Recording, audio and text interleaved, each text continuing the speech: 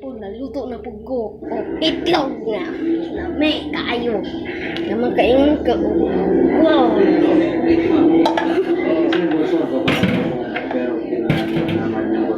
Wow na wow.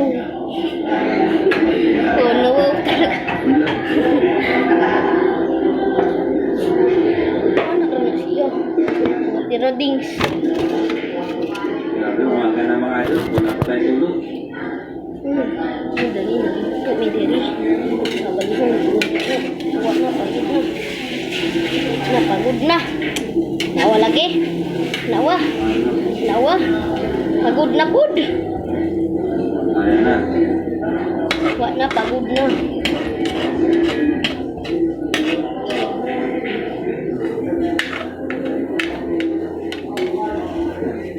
Nawa na, pagod na lagi. Lumot na kayo. Lumot na ikaw.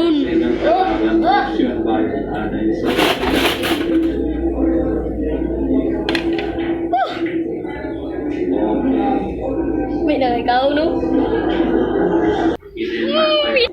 Kanat siya, kinaluto naman. Ito na ni haong. Utang ko man ako ni siya kalupon.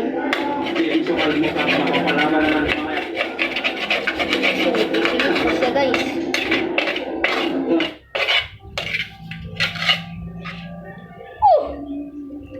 Itlog nga bungkag.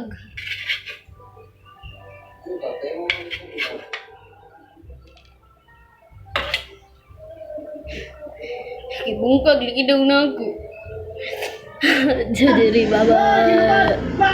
Wala tira ko din. Kaya magkaon ko karon.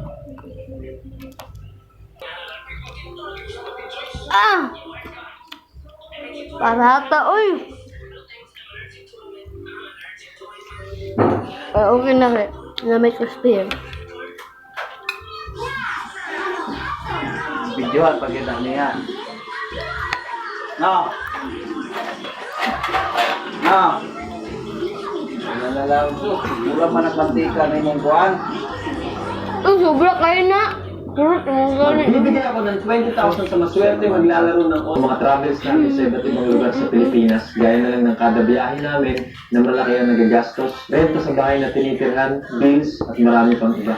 Napansin ka na humina yung views natin sa YouTube at Facebook, lalo na nung pag-transition ni Facebook to Meta. Humina yung recommendations ng videos natin, lalo na nung under na ni Meta si Facebook. Umaasa na lang tayo ng malaki kay YouTube dahil kahit paano, mas consistent yung revenue doon. Malaking bagay na rin kung sakaling umabot ng 1 to 2 million views ang per video natin. Sa ngayon, ang baba na nabigay sa atin. To the point na hindi na kayang i-sustain ang needs ko, ng grupo, at ng budget sa contents na kinikita sa ads from both YouTube and Facebook. Wala rin kaming sponsor sa donors sa mga videos, dito lang ng iba na meron. Di na rin natin magawa ang kindness experiment sa public na kapulubid dahil marami ang lugar kung saan nakikilala tayo at di natutuloy ang video. At dahil nakikilala tayo, kung minsan di na rin genuine ang pagbigay sa atin. Gusto ko din malaman nyo na marami tayong videos na negative ang earnings, meaning hindi na babalik yung binibigay natin.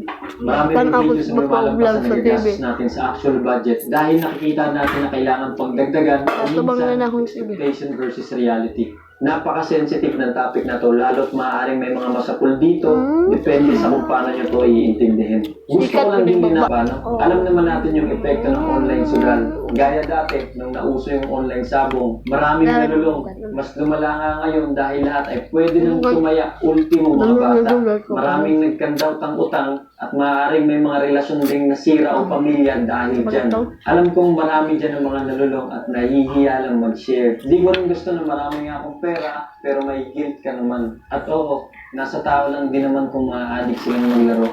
Pero ayokong ako mismo yung magdala sa kanila dun. Marami nagsasabi na mayaman na daw ako.